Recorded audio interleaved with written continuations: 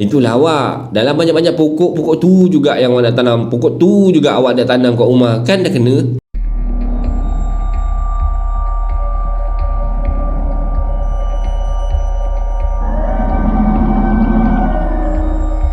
Assalamualaikum warahmatullahi wabarakatuh dan salam sejahtera kepada anda semua. Selamat datang ke channel Kisah Seram Malaysia. Diharapkan anda semua sihat-sihat belaka ya hari ini. Dan disclaimer, semua kisah-kisah yang saya akan ceritakan kat sini pada hari ini anggaplah satu hiburan saja. Jangan terlampau taksub ataupun jangan terikut-ikut ya. Dan sebelum bermula, marilah kita sama-sama berdoa kepada Allah Subhanahu Wa Taala. Semoga Allah panjangkan umur, murahkan rezeki, berikan kesihatan yang baik untuk kita semua dan pemudahkan segala urusan kita di dunia dan di akhirat. Dan tak lupa juga semoga Allah memberikan syurga buat emak dan ayah kita. Amin amin ya rabbal alamin. Untuk video kali ini, KSM akan membawakan kisah berkenaan dengan pokok-pokok perhiasan. Tanpa membuang masa lagi, marilah kita terus ke video yang pertama dengan lafaz Bismillahirrahmanirrahim. Mari kita mulakan.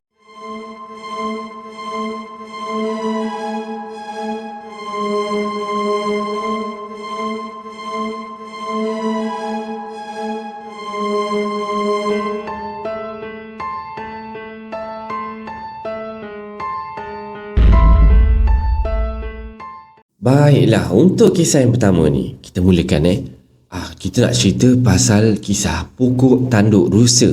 Yang pertama sekali, saya ni tinggal kat kawasan taman perumahan biasa tau. Rumah teres tingkat macam tu, yang terletak betul-betul dekat sebuah sekolah rendah dan sekolah menengah di daerah Manjung Perak sana.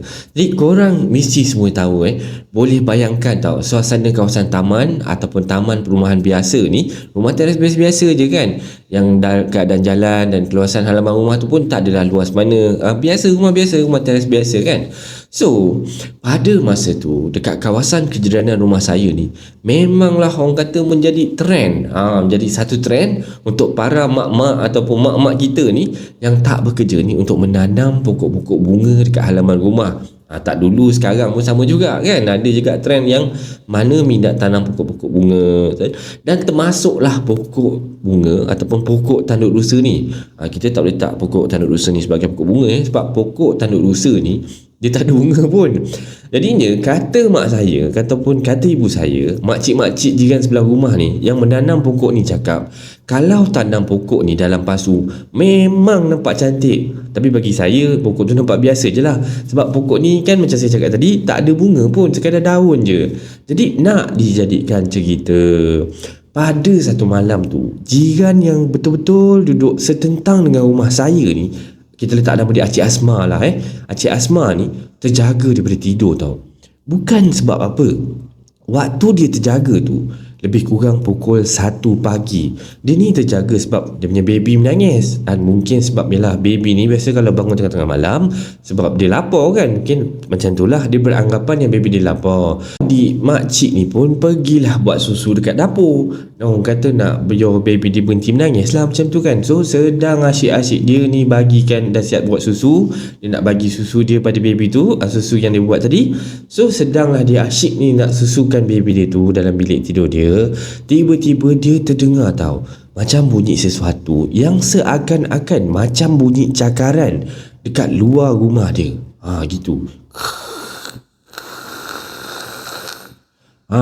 Bilik yang dia tidur tu bersama dengan baby dia tu berada dekat macam depan sekali tau. Depan rumah tu, maksudnya tingkap bilik yang dia duduk dengan baby dia ni sekarang ni menghala ke bahagian garaj kereta. Biasa garaj kereta kat depan kan. So bila dia dengar elok-elok bunyi tu, dia rasa macam meja dekat garaj dia tu ataupun meja dekat garaj kereta dia tu macam dicakar oleh sesuatu tau. Jadi pada sangkaan awal dia, mungkin kucing kan, sebab takkanlah anjing pula masuk dalam rumah dia. Biasa yang haiwan-haiwan yang ada dekat depan rumah kita ni biasalah kucing kan. Dia pun tak adalah kisah sangat sebab meja tu pun bukanlah meja mahal kan, meja biasa-biasa je. Jadinya dia pun lantak lah, kau nak cakar ke, kau nak gigit ke meja tu, suka hati kata dia kan. Tapi yang menjadikan dia seram sejuk waktu tu, bila bunyi cakaran tu diiringi dengan bunyi ketawa kecil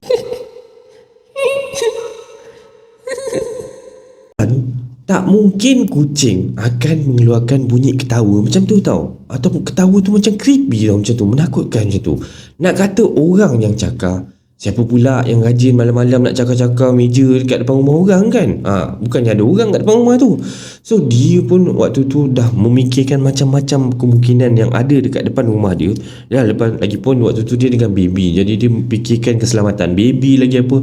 Jadi dia rasa macam seram lah, rasa takut sangat-sangat, sampai orang kata menangis, menggigil orang kata, sebab terlalu ketakutan.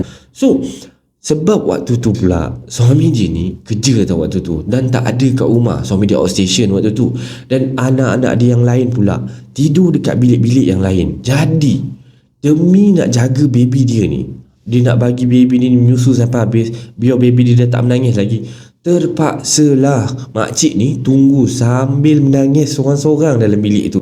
Nasib baik bunyi ketawa tu tak lama.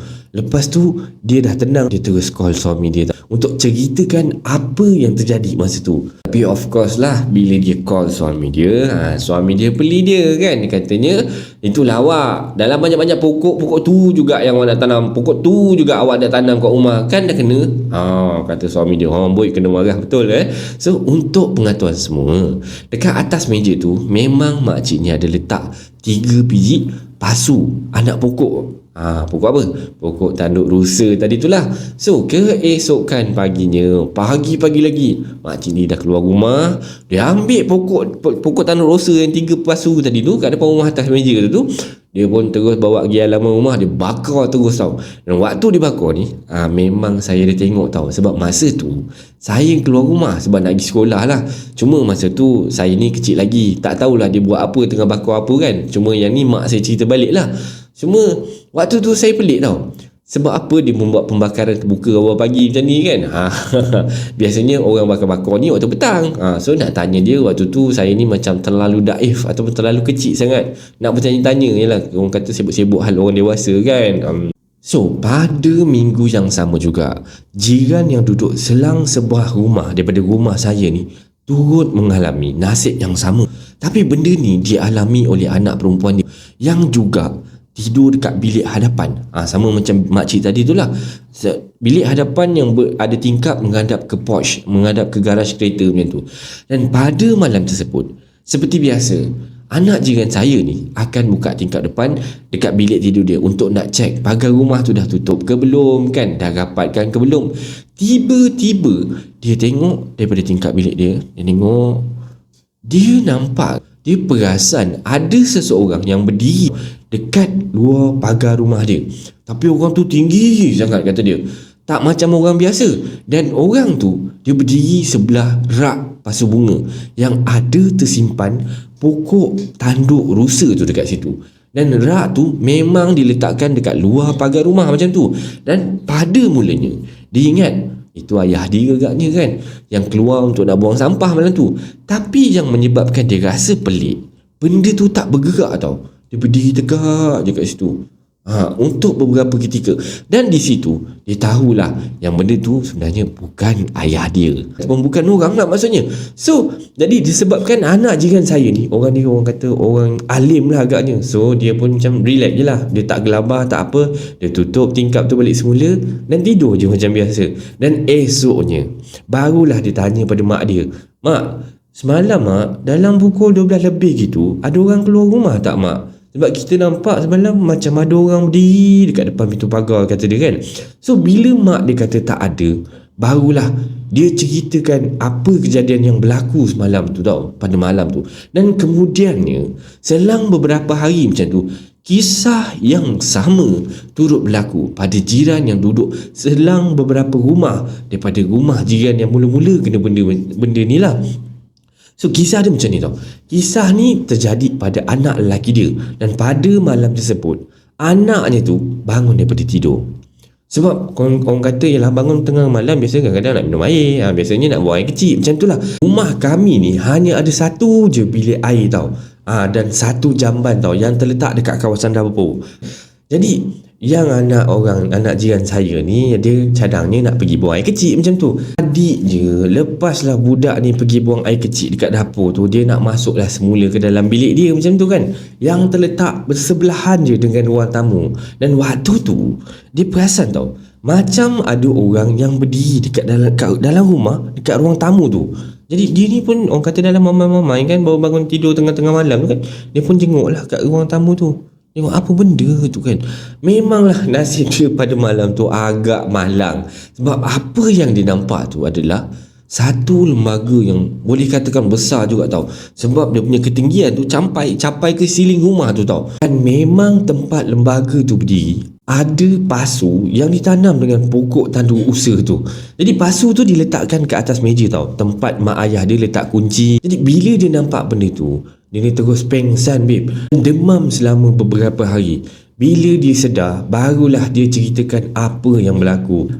Ini adalah kisah-kisah berkenaan dengan pokok tanduk rusa ni tau. Yang peliknya, dalam 1 minggu tu, ada 3 buah rumah jiran saya yang kena dengan benda ni, ataupun benda ni singgah ke rumah dia orang. Muncullah mak saya ni tak suka tanam pokok-pokok bunga, tak adalah pot benda tu nak singgah. Tapi daripada 3 orang jiran saya ni, hanya jiran yang pertama tu je yang buang ataupun bakar pokok tu dan tak tanam lagi pokok tu. Jiran-jiran yang 2 orang lagi ni masih lagi steady je bela pokok tu. Kata orang, pokok tanduk rusa ni memang menjadi tarikan dan perhatian makhluk yang bernama Langsui. Ini adalah kisah seram Malaysia yang pertama ni. Macam mana anda rasa? Okey tak cerita dia? So harap korang enjoy. So kalau korang minat dengan kisah-kisah pasal pokok ni lagi, KSM nak sambung pada kisah yang kedua.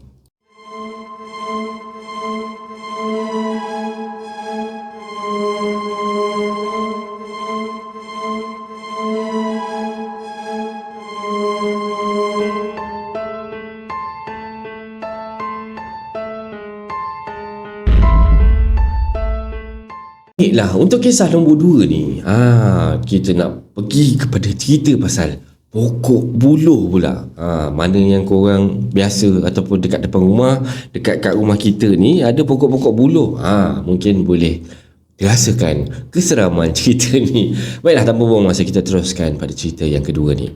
Perkara ni terjadi pada tahun ni lah cerita baru ni kan. Sebelum tu, saya cerita kedudukan rumah saya dulu.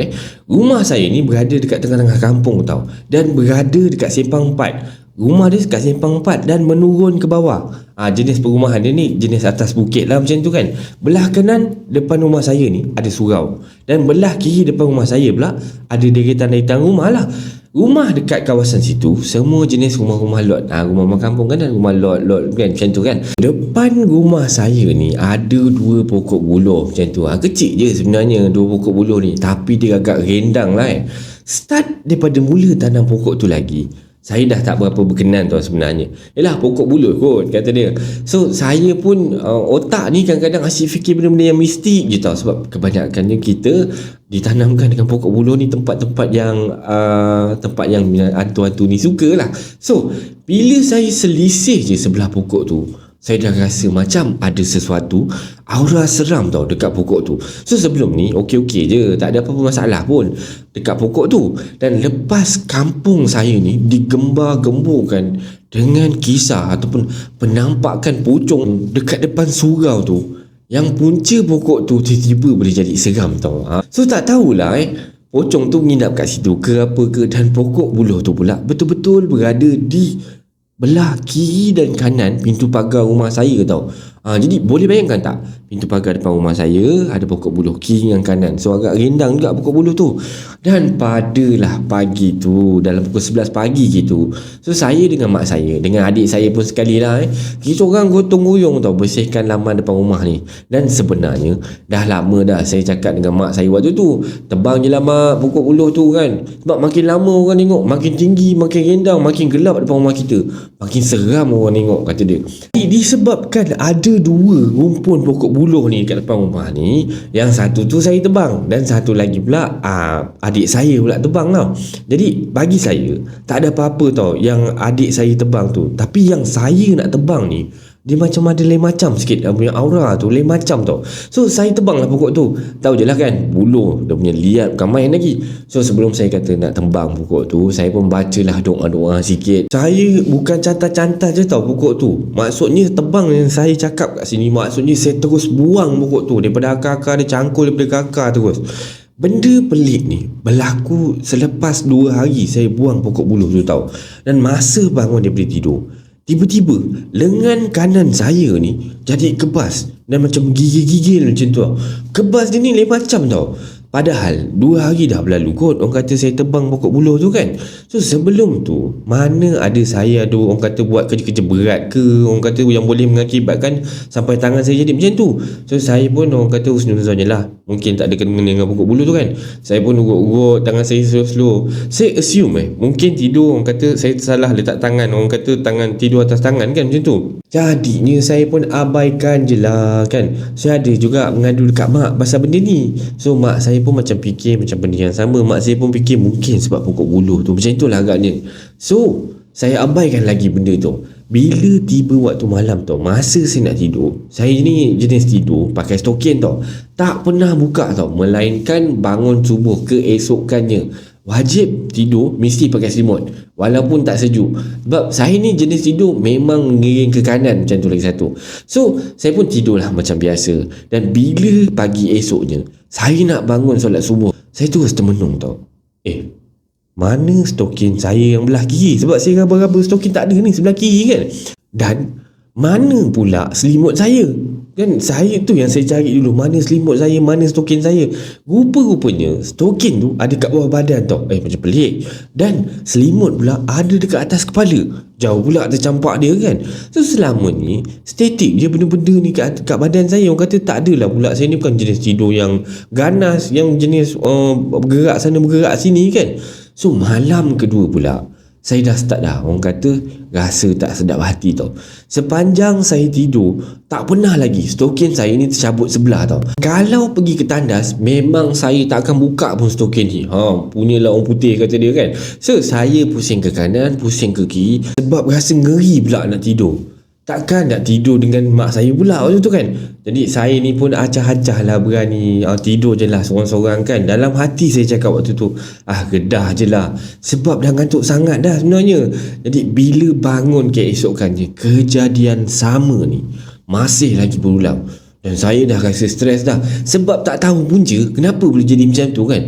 So saya makin pelik lah. Okey, tak apa. So saya pun buat satu eksperimen malam tu. Saya tukar posisi tidur tau. Selalu kepala saya dekat kepala katil kan. Of course lah, biasa kepala katil kita bayang kat situ. So malam tu saya tukar, kaki saya pula duduk dekat kepala katil.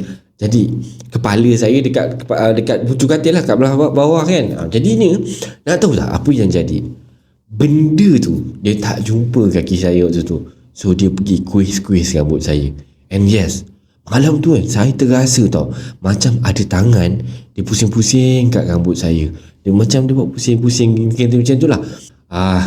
Dia main rambut pula dah. Sebab dah mengantuk sangat waktu tu, saya pun abaikan je lah, lantak lah.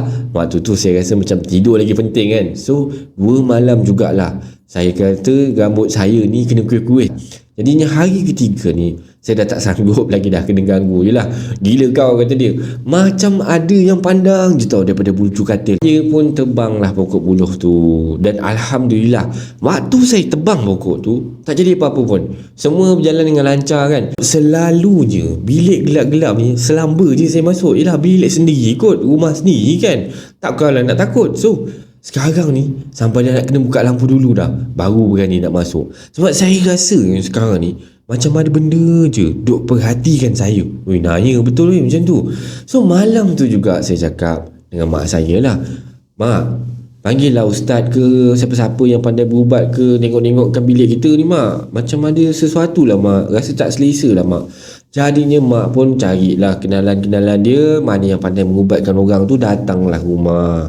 Jadinya masa berubat tu, ustaz tu ada cakap tau, benda tu yang kacau ni ada kena-mengena dengan pokok buluh tu tau. Benda tu marah sebab saya dah buang tempat dia tinggal. Jadinya bila saya dah buang tempat makhluk ni tinggal, Itu yang dia menumpang masuk dalam bilik saya macam tu. So lepas berubat tu, saya kena mandi air limau segala. Orang ustaz tu bagi air, orang kata untuk minum, untuk basuh muka, macam tu lah So dengan harapan benda tu tak akan datang ataupun muncul lagi, ataupun kacau lagi saya, kata dia. Malam tu saya tidur macam biasalah. Dan keesokan paginya bila nak bangun subuh, saya pun berdebar juga. Orang kata kan, nak tahu juga kaki saya ni ada stokin ke, tak ada stokin ke waktu tu. Jadinya bila saya elak selimut, stokin elok je ada dekat kaki kan. Alhamdulillah, rasa lega lah. Dan sampai sekarang dah tak ada lagi sebarang kejadian yang berlaku ataupun gangguan yang berlaku. Jadi ini adalah kisah yang terakhir pada Kisah Seram Malaysia pada kali ini. Harap anda enjoy semua ya.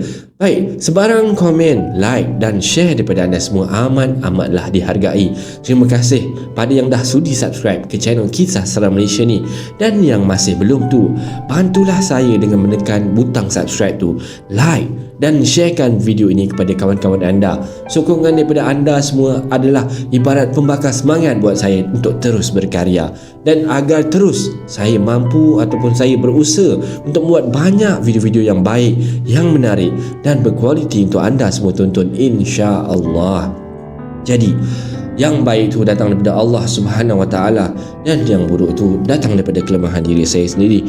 Saya akhiri Kisah Seram Malaysia pada kali ini dengan lafaz Assalamualaikum warahmatullahi wabarakatuh.